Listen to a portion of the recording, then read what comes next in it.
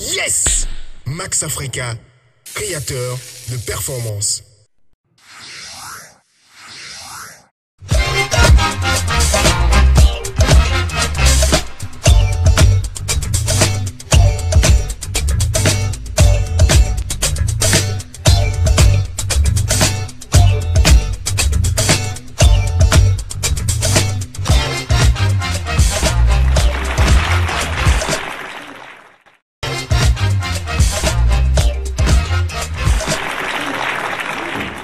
Question de la semaine. Manger aux abords des voies, votre avis? Il m'arrive parfois de manger auprès des bonnes dames au bord des voies. Pourquoi? Parce que d'abord, à un moment donné, on revient du service tout fatigué et la paresse fait qu'on est tenu de sortir. Très souvent, quand moi je mange au bord de la voie, c'est parce que je n'ai vraiment pas le temps de rentrer à la maison et tout, voilà. Non, je ne mange pas aux abords des voies. Je ne sais pas comment les nourritures sont préparées, mais parce que j'ai faim, moi je dois manger. Et naturellement, l'homme doit manger. Depuis toute petite, ma mère l'a interdit. Je ne suis pas très habitué à cette pratique, mais c'est récurrent dans la société parce que quand tu sors de chez toi, tu vas au boulot, tu n'as pas, les après-midi, tu ne peux pas te rendre à la maison pour aller manger. Donc, on est contraint de se rendre quelquefois dans des endroits pour pouvoir manger.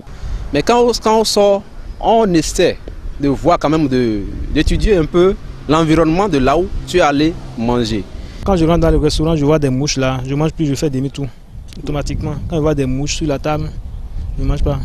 Aujourd'hui, par exemple, tu peux voir une bonne dame assez propre qui est en train de vendre, alors que l'hygiène qui était autour de la préparation dès le début n'est pas vraiment de taille. Donc, le tout ne dépend pas de l'aspect physique de la personne, bien de l'aspect physique de l'étalage, mais tout dépend de la personne qui veut manger, parce que déjà, que la personne soit propre ou mal propre, une chose est sûre, tu as vraiment envie de manger et pour une fois, ça ne tue pas. Ici, les gens ne se rendent pas compte du problème que constitue le mauvais produit qu'on met sur le marché pour la consommation.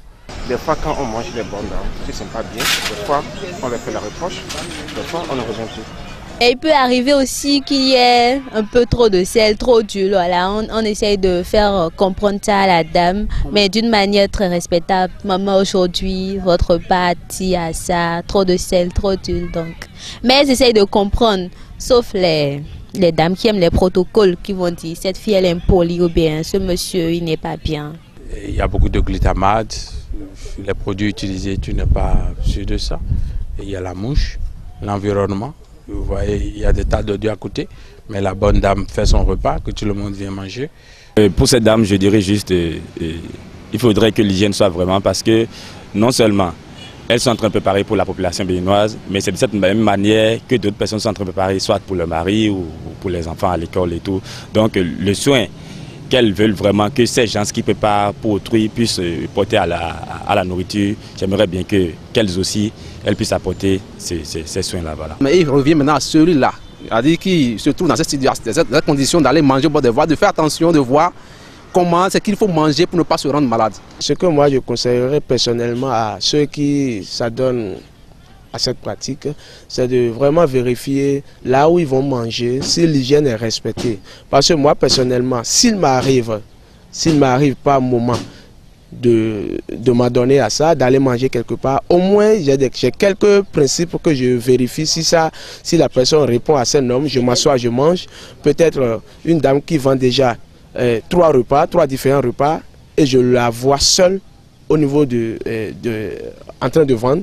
Moi je ne m'arrête pas là parce que l'hygiène c'est pas certainement là. Oui, je vais dire à cette dame là, puisque c'est qu'elles font, elles nous rendent un service.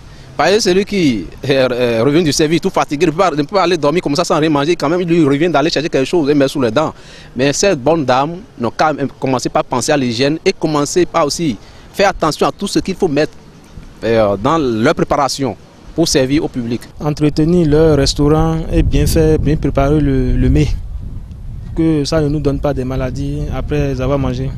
Et après l'hygiène là, mais il faut aussi penser à ce que ceux-là mettent ensemble pour préparer leur solution. Si tu veux parler de solution, la sauce en question, puisqu'il y a la tomate en boîte et les boîtes de conserve de tomates là, c'est pas quelque chose qui est conseillé, qu'il faut consommer n'importe comment. Mais ces bonnes dames ne mesurent pas la dose. Et pour elles, c'est que la sauce, que ça soit vraiment succulente. Et puis, on met tout ce qu'il faut. Et les bouillons, les tomates en boîte, tout. Même, il leur arrive parfois d'écraser des carottes à la place de la tomate. Tout ça peut rendre malade. À l'endroit de ces bonnes dames, je leur dirais simplement de penser à la vie de la population. Le nouveau numéro de votre magazine gratuit grand public est disponible. Découvrez Lolo Andoche, un passionné de mode, ainsi que les interviews exclusives de Joël Maestro et de Privel Rincati qui nous parlent de leur métier.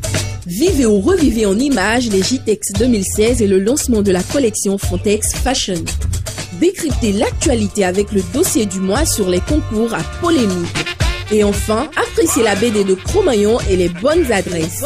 Rejoignez le club grand public au 21 07 62 07 pour retirer gratuitement votre exemplaire.